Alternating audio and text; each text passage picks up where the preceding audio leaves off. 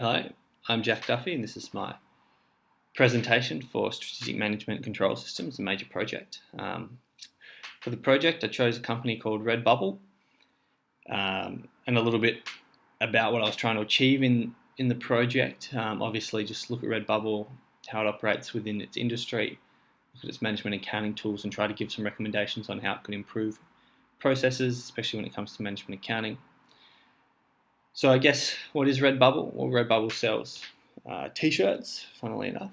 It also sells notebooks and journals, and cushions as well, or throw pillows, as I think it's called on the site.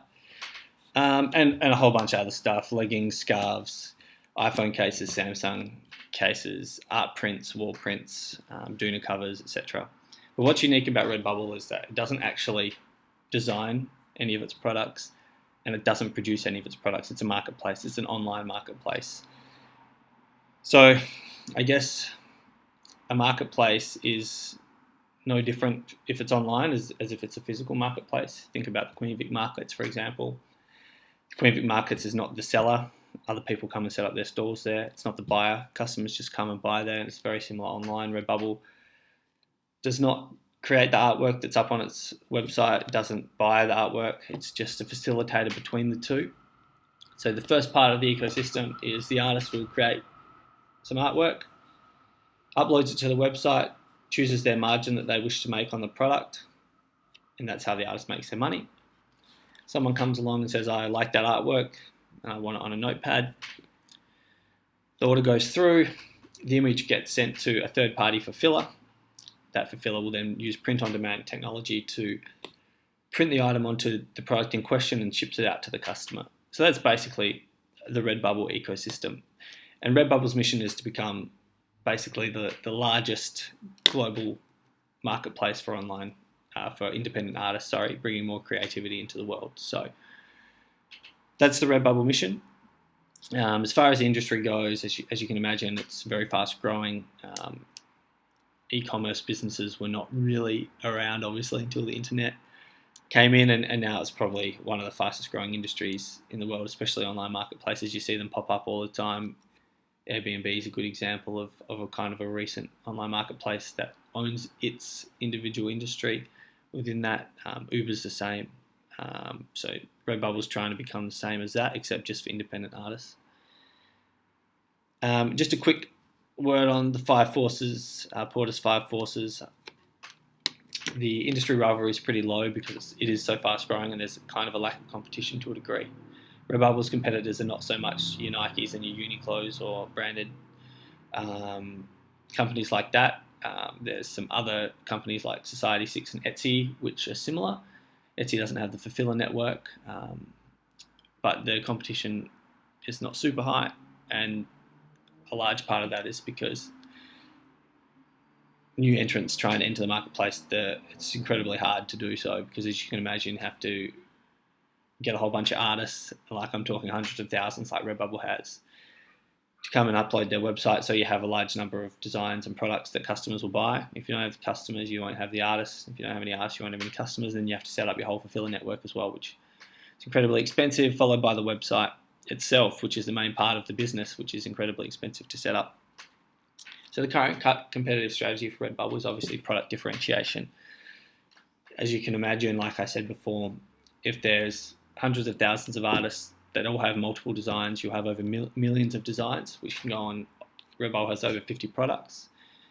So you can imagine how many different options there are to buy individual items on Redbubble, and that's what the customer is after. The customer is after something that no one else has in the world. So the current competitive strategy is certainly product differentiation as opposed to competing on price, which it certainly does not do.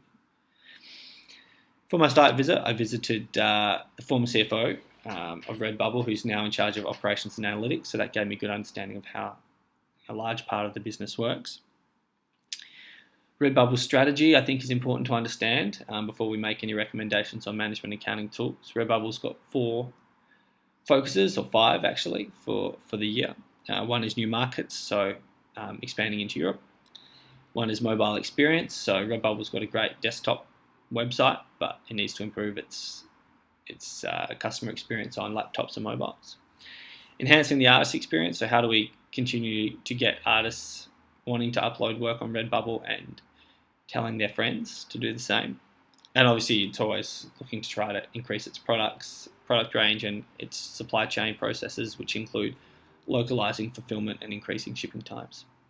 And the financial kind of performance goal for the year is continuing to grow its gross transaction value. So basically, if I'm a customer and I've bought from Redbubble once, Redbubble wants to measure how many times I come back and how much money I spend, and it wants to increase the number of people who come back and spend money on Redbubble for a second, third, or fourth time. The value chain is not really too different to any other normal business. You've got your research and development, which is look into which kind of products you might want to put in, put on display, I should say, or sell. Marketing, how are we going to increase organic search results? Should we do promotions? How are we going to work with Google to make sure that Redbubble pops up when people search something? Customer service is always there. There's no phones, it's all done online, but it's an important part of the value chain. It's production. Obviously, Redbubble might not produce it itself, but it still has to ensure that its fulfillers are doing a good job and its shippers are getting the items to the customer quickly and safely. But the biggest part of the value chain is no doubt design of the website. How does the website look? How does the search function work? What's the site speed? How are we going to make the website easier to use? What's the checkout process like? That's definitely the main part of the value chain. Measuring performance. Redbubble has lots of ways to measure financial performance. So for their strategy, for example, for repeat GTV, it simply measures the growth of repeat gross transaction value, which kind of reinforces decision making in terms of, okay, what we're doing to try and enhance repeat GTV is working. But growth is the main thing that Redbubble measure, whether it's repeat GTV, just regular GTV, or sales revenue, which is just GTV minus the artist margin and the tax. Redbubble is looking to really grow. It's just a company in its infancy, really. It does have performance measures for non-financial performance, like customer service. Has an NPS score that happens, Net Promoter Score, that happens after 30 days, measures customer satisfaction. Has an instant customer satisfaction survey after customers have dealt with customer service, and it also measures things like response time for the customer service team, for example. So as far as customer satisfaction goes, there's a lot of measures there, and that just helps determine, first of all, if customer service is doing a good job and if they have enough staff on at the right times. And secondly, obviously, if the customers are happy with the product, and we'll discuss this a little bit later on, but this customer satisfaction works hand in hand in terms of repeat GTV when I make my recommendations. There's no real performance measures when it comes to internal business processes and improving those, or growth and learning. A large part of that is because Redbubble's wanting to just increase its growth, so it's always looking to spend $1 if it can make $1. It's never looked at process efficiency or anything like that. Cost volume profit analysis is very straightforward. We're worried about volume and profitability. We know what the fixed costs will be from the fulfillers, so there's no need to worry about, do we need to buy more machinery? Do we need to take into account capacity? Do we need more manpower? That's all done by the fulfillers, so we know what the fixed cost for the product is. All indirect costs are basically pooled per department, and the reason for that is because not a lot of them are going into the production of the product itself. It's all about the website and improving the website. Budgeting is done per department, so the finance team sit down with the department heads at the end of each month to go over their spending. This works really well. It's basically not just to track expenditure, but it's more so to understand the reason behind expenses. What benefit will Redbubble get if marketing increases their spending in paid acquisition by $200,000? So this is where those discussions happen, and budgeting is based on past performance plus those business cases that, say, a marketing team might have, or a customer service team might say, we want to increase the number of staff. This is why, these are the benefits the business will have. So as far as the budgeting process goes, it's pretty good. Sustainability, there's not much environmental sustainability that Redbubble focuses on. It's more so about making sure that their fulfillers are not sweatshops, they have accreditations, and that the products are ethically sourced, which is important. So I guess, I better get to my recommendations now. think a balanced scorecard would be great for Redbubble. I think it's got lots of ways to measure financial performance. Doesn't really have a good way to measure. We spoke about the strategy before, but how does it measure if its enhancement to the artist experience is actually having a positive effect? How does it know if site speed's having a positive effect? How does it know if it branches into Europe? How are they going to measure that? And then with an NPS score,